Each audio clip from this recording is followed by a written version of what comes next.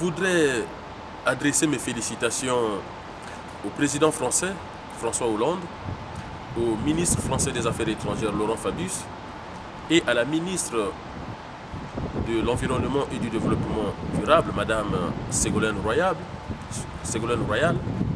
pour la réussite de la COP 21, qui restera sans doute dans l'histoire du XXIe siècle comme le plus grand événement.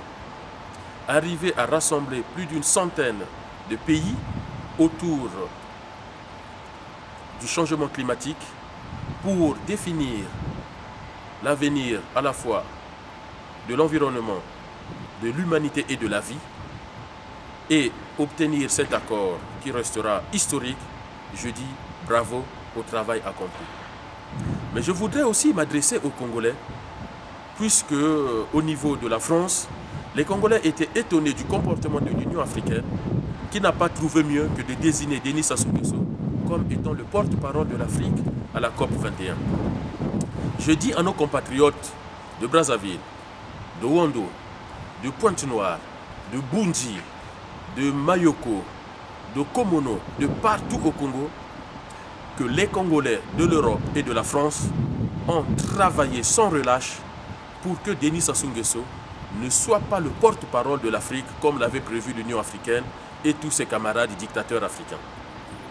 Et aujourd'hui, ça a été une grande victoire parce que ce travail a payé. Il y a eu des Congolais qui se sont rendus à l'Union européenne. Il y a eu des Congolais qui ont écrit aux autorités françaises, aux autorités américaines, aux diplomates occidentaux en poste à Paris pour que Sassou Nguesso ne soit pas le seul président africain à prendre la parole en tant que porte-parole et que cette possibilité soit laissée aux chefs d'État africains démocratiquement élus qui n'ont pas l'intention de changer des constitutions et qui partiront au terme de leurs 2 mandats. Je pense ici au président sénégalais Macky Sall qui a fait un discours élogieux que nous avons tous applaudi. Et Denis Sassou Nguesso n'a pu bénéficier que de 3 minutes et d'ailleurs son passage en France pendant la COP 21 a été quasiment incognito. Le pire, c'est que le gouvernement congolais n'était même pas en mesure d'obtenir un stand pour exposer son projet environnemental en lien avec la COP 21.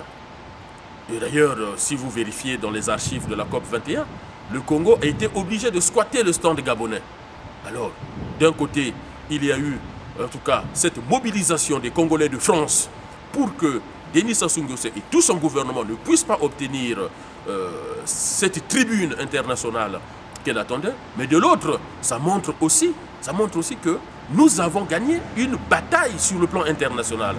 Et je dis à tous mes compatriotes congolais, ayez confiance, Denis Sassou Nguesso n'a plus cette reconnaissance internationale qu'il a toujours recherchée. Et d'ailleurs, les Congolais qui avaient pensé que François Hollande soutenait Denis Sassou Nguesso ont bien vu que François Hollande a refusé de reconnaître le référendum constitutionnel du 25 octobre 2015 et aucune institution internationale. Même Barack Obama a refusé de reconnaître ce référendum. Donc je vous dis une seule chose. En France, les Congolais se battent. Les Congolais travaillent pour que cette dictature cesse.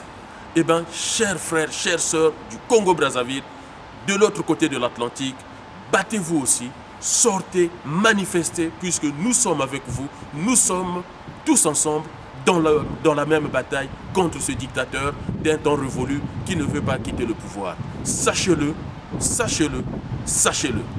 Nous sommes vent debout et nous sommes au travail. En tout cas, Sassou, ses 2 mandats sont terminés.